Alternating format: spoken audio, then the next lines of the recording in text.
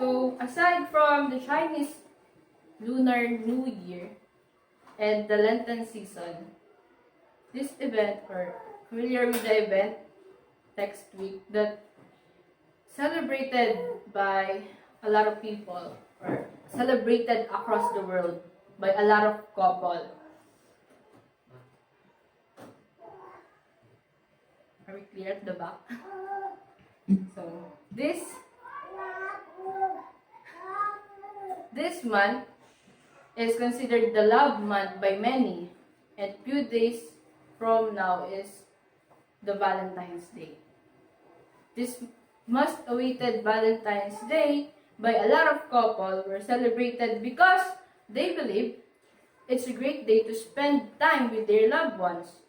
They show affection with each other by saying they love them by exchanging expensive gifts. So, I know a lot of you already knew that this practice is not written in the Bible and it's pagan. So, what's my objective in bringing this topic? Like what I said, some of you may think, why is she saying that to us? We're not even celebrating worldly practices. What's the connection? Yes, you may know it, but our viewers may not. So to spread awareness, we will help them by sharing that this pagan practice shouldn't be celebrated. It's not because we are bitter or what, but because it's pagan, a worldly practice. And if you really want to show your love to your loved ones, you can show it every day. You don't need a specific day or a certain day celebrated by the world just to have the courage to express your love to your loved ones. So, if you don't know what is the history behind the pagan practice, let me help you. I get this article online. So, here it goes. The Catholic Church recognizes at least 3 different saint names, Valentine or Valentinus, all of whom were martyred. Familiar with the word martyred? Or familiar with the Gumbursa? The martyrdom of Gumbursa. So, yes, we know what is a martyr. A martyr. So these 3 saints, or you say priests, were martyred. One legend contends that Valentine was a priest who served during the 3rd century in Rome, when Emperor Claudius II decided that single men made better soldiers than those with wives and families. He outlawed marriage for young men. Valentine, realizing the injustice of the decree, defied Claudius and continued to perform marriages for young lovers in secret. When Valentine's actions were discovered, Claudius ordered that he be put to death. Still, others insist that it was Saint Valentine of Terni, a bishop, who was the true namesake of the holiday. He too was beheaded by Claudius II outside Rome. So Valentine's Day is celebrated in the middle of February to commemorate the anniversary of Valentine's death. Now, Christian Church may have decided to place Saint Valentine's feast day in the middle of February in an effort to Christianize the pagan celebration of Lupercalia. Have you heard that word before? So, it was celebrated at the height of February 15, and Lupercalia was a fertility festival dedicated to Faunus, the Roman god of agriculture, as well as the Roman founders. So what's the connection, or what's with this history or backstory? So now that we know, I hope that you are enlightened that this pagan practice is to commemorate a saint, a martyred saint. Meaning you are joining the world with this worldly practice if you celebrate with them. When you love someone, you do not need that day just to express it. You have every day to show it.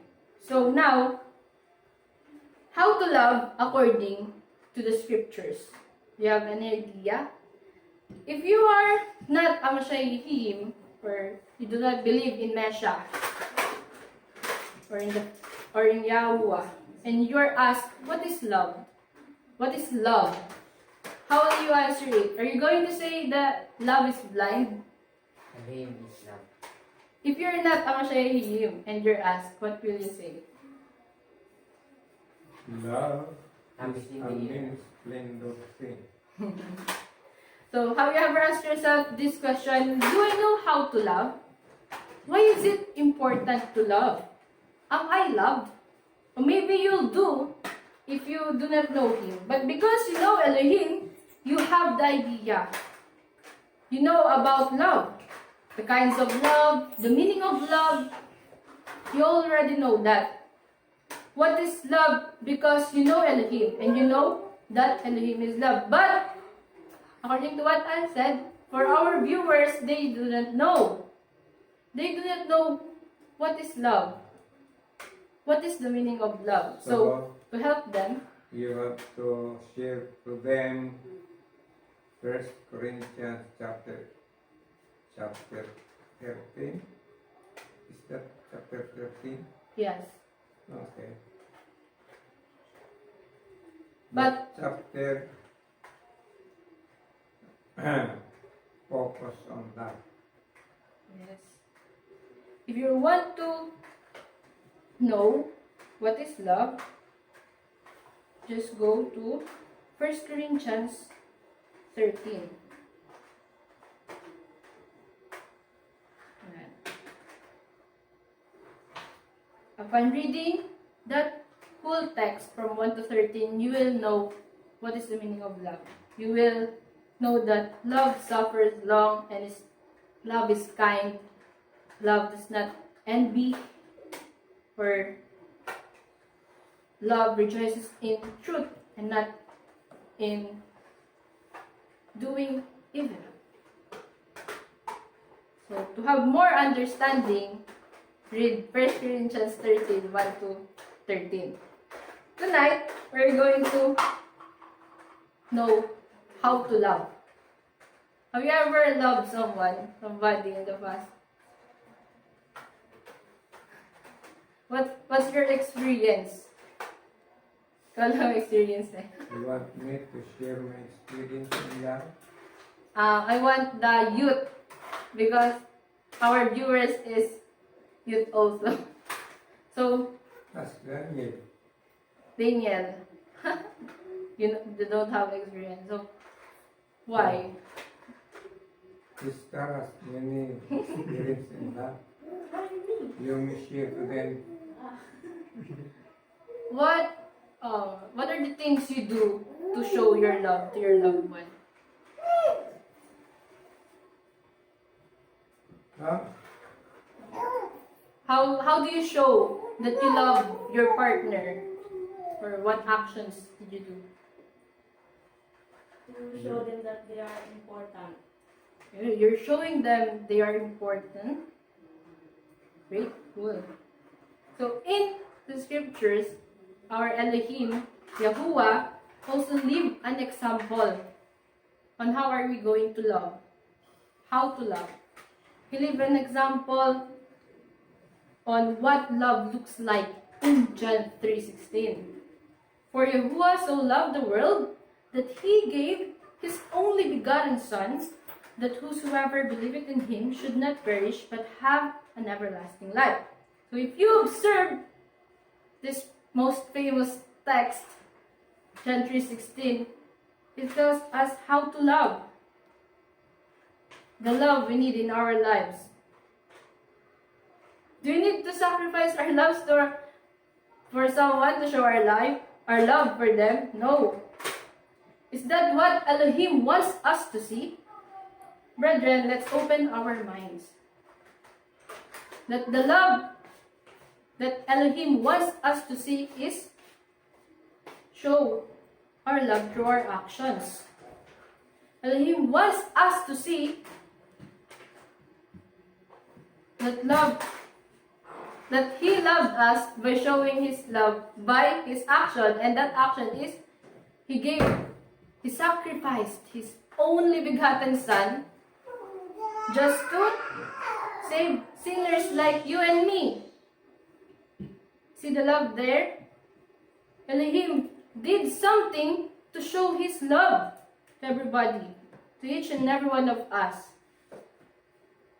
If you have that situation also, if you experience that, can you sacrifice your own life just to save that person you love? If you are given the same circumstances, for example, familiar with the most famous story about the train, the father and the son, that his son was stuck in the middle and he needs the operator, he needs to choose between the lives of many people and the life of his son. I hope not, but if you experience that same thing in the future, will you sacrifice your life, your only one life, just to save that person's life because of love? Or maybe you're a great, cool person if you can. But Elohim, our Father in heaven, sacrificed His only begotten Son just to save sinners like us, and that's love. But it doesn't mean we need to sacrifice. What He's telling us is to do action, take actions if you love someone. The reason why a lot of people,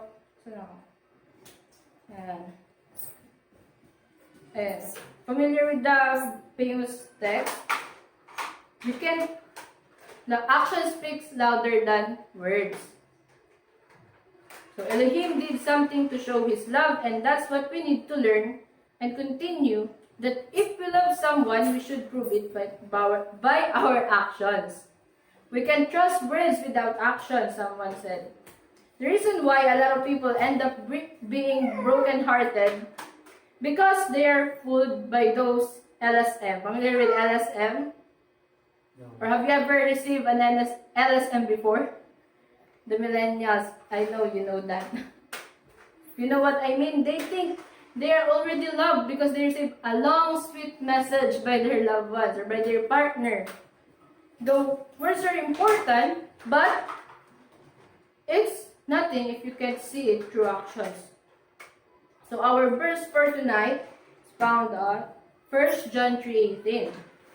Dear children, let us not love with words or speech, but with actions and in truth. Now that we knew how to love, what are we going to do?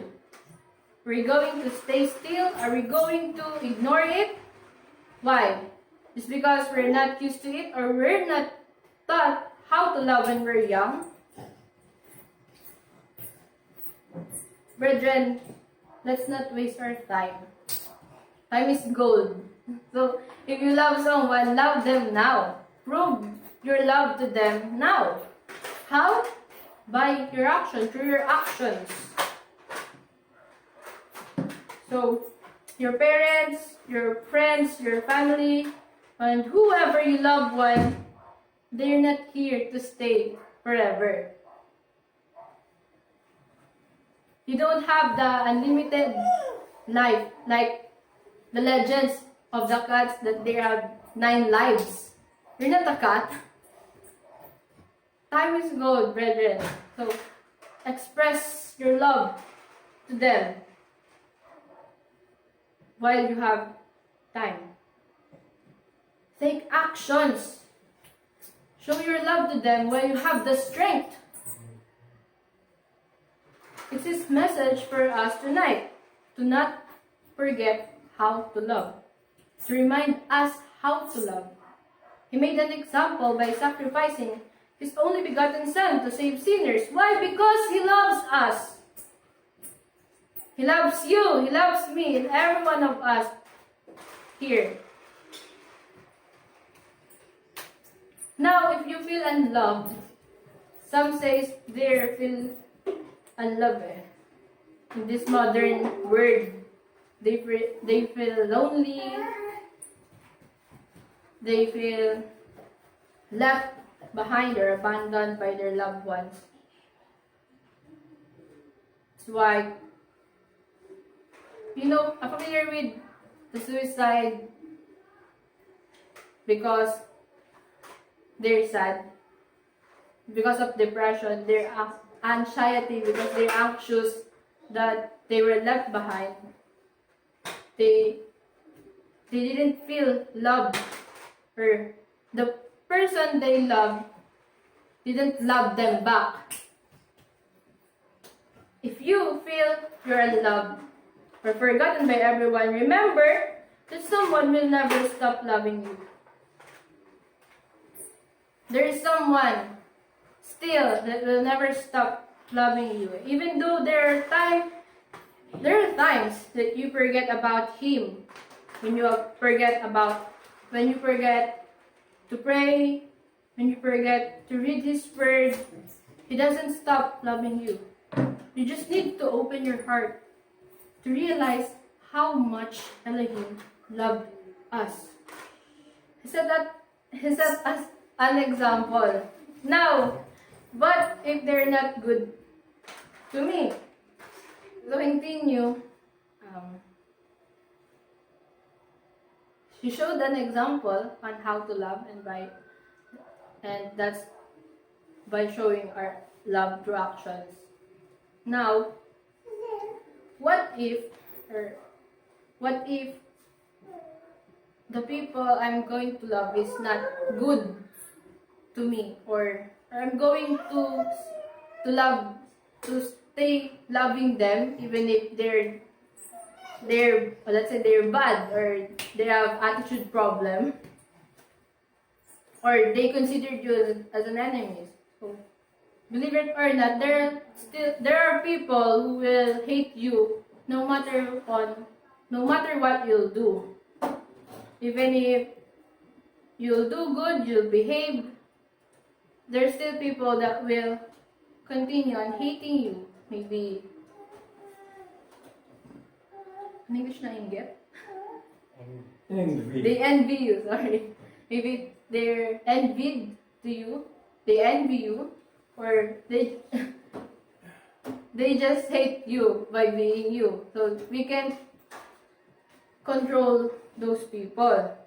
Now, the Bible says on Lucas 6:27, but say unto you which hear, love your enemies, do good to them which hate you. So,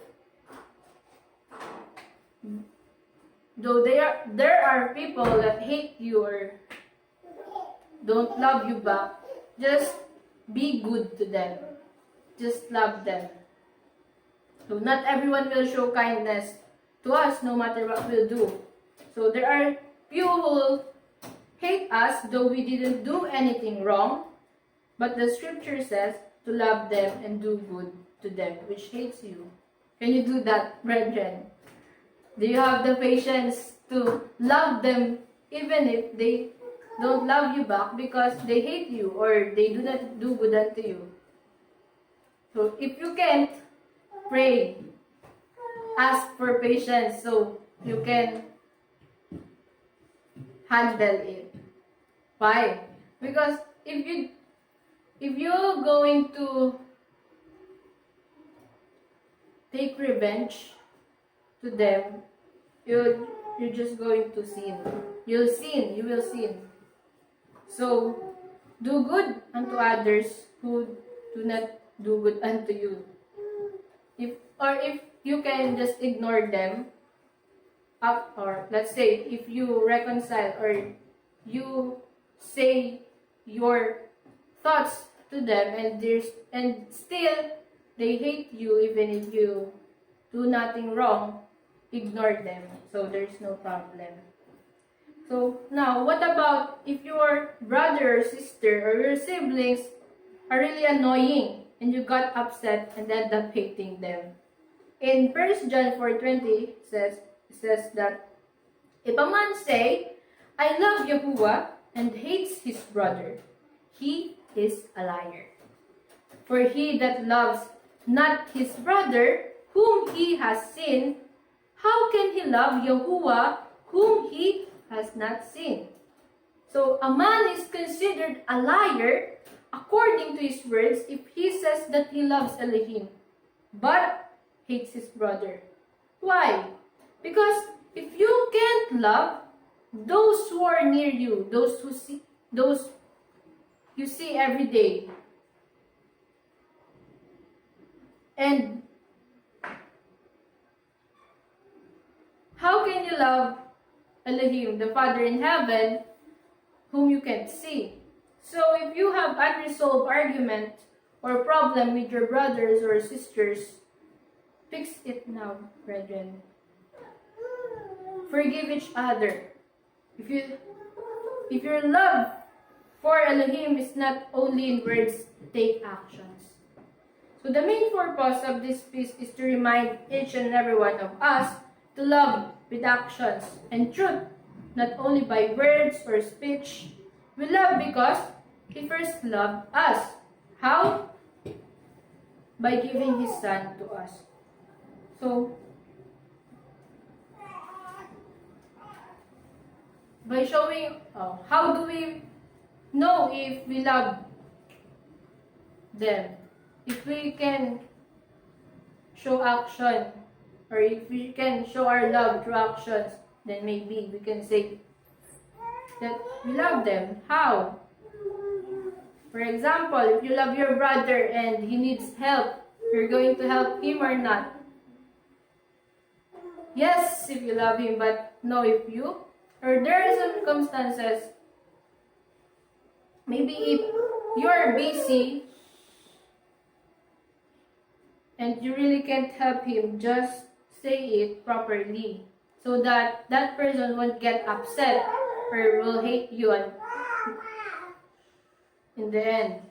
So if your brother or sister needs help and you can't because you run another errands or you have something to do, explain to them you call that word, patiently, so that they won't get upset to you. But if you really have the time, why not help them so that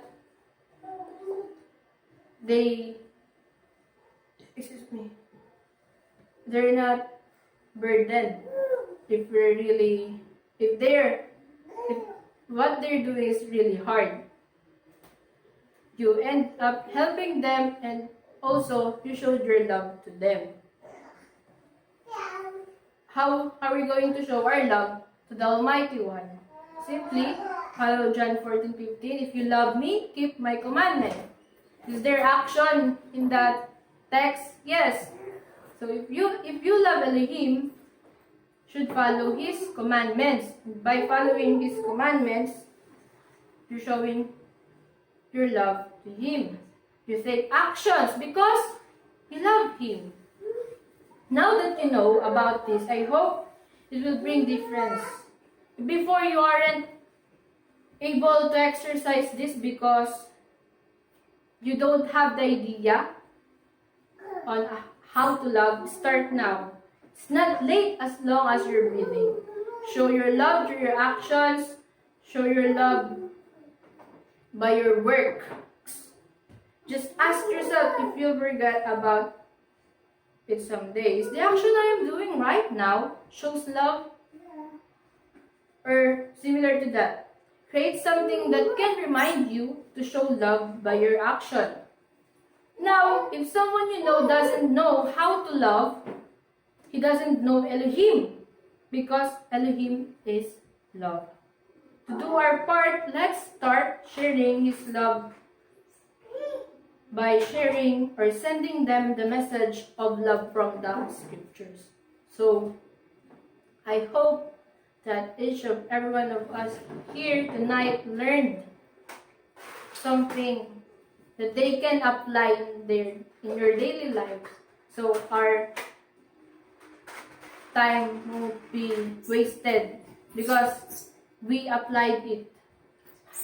Our time sitting here or my time sitting here won't be a waste of time because each of every one of us applied it in our lives. So that's all for tonight.